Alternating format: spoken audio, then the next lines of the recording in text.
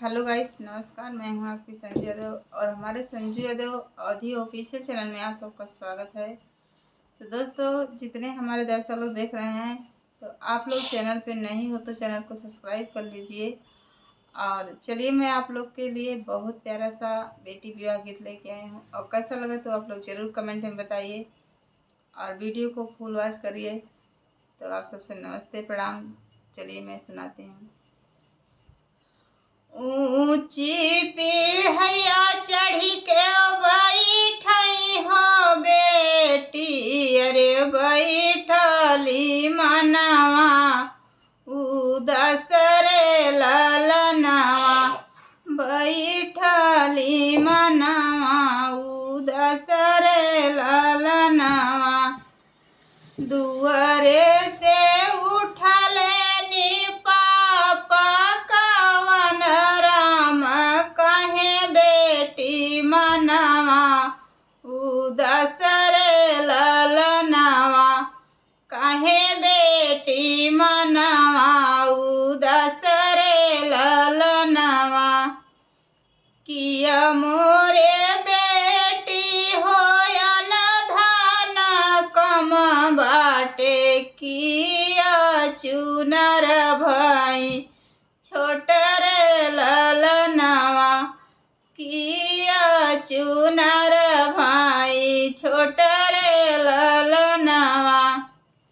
इतनी बचन सुनई बेटी कवनी देई बई, डूरै लागे नैना आसुरे ललनवा, डूरै लागे नैना आसुरे ललनवा।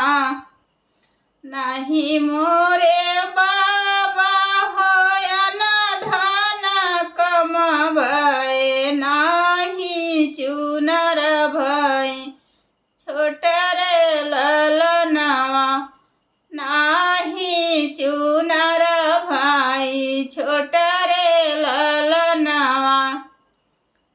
गोरी बदन बाबा हमारी शरीरिया, अरे संवरही बर खोज दिह मोरे बाबा हो, संवरही बर खोज दिहला हो बाबा।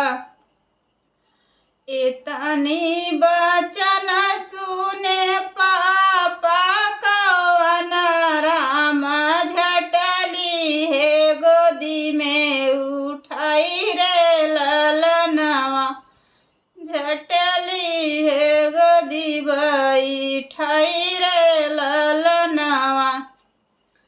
संवर संवर जी न करियो मोरी बेटी हो, संवर ही श्री भगवान रे ललनवा, संवर ही श्री भगवान रे ललनवा।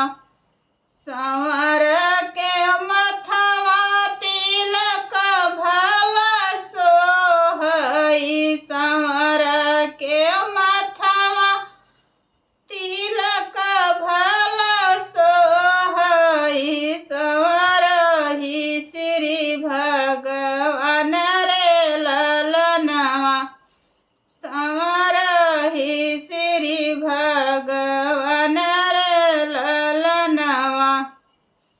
ऊंची ऊंची पीढ़िया गढ़ाया मोरे बाबा, अरे चरको ना दिह कटवाई रे ललनवा, चरको ना दिह कटवाई रे ललनवा।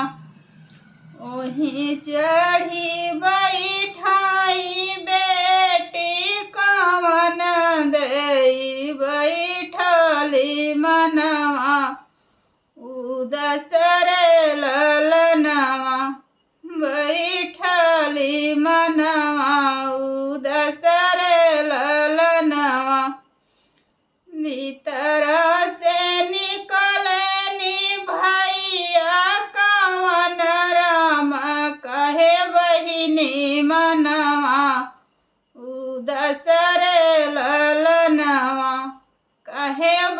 बहिनी मनवा उदास रे ललनवा। इतनी बचन सुनई बहिनी कवनी देई उलटी के दिहली जवाब रे ललनवा। उलटी के दिहली जवाब रे ललनवा। चंदा सूरज जैसन हमारी बदनिया रे संवरही बर खोजी आया हमारे भैया।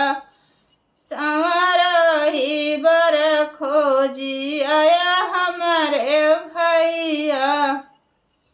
इतनी बचन सुनी भौजी कवनी देई। इतनी बचन सुनी भौजी कवन देई उलटी के दिहली जवाब रे ललनवा। उलटी के दिहली जवाब रे ललनवा। जेहि दिनवा रहू न नदी जेहि दिनवा रहू न नदी ससु से लगयुलैया। जेहि दिनवा रहू न नदी ससु से लगयुलैया। चली जाती बैरन हमार रे ललनवा। चली जाती बैरन हमार रे ललनवा। चली जाती बैरन हमार